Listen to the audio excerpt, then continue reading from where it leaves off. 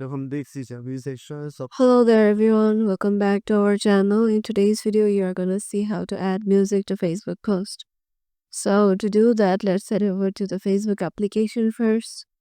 Once you are there, make sure you have logged in into your desired account and then head over to the three lines icon on the top right. Now go to your profile.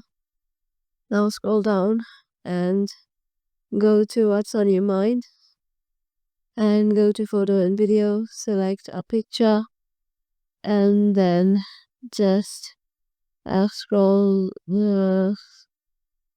down and go to audio.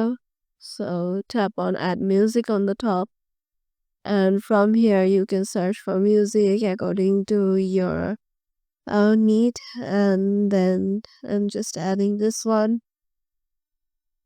And in here, once you are done, tap on done, and as you can see I have added music, and I'm tapping on post.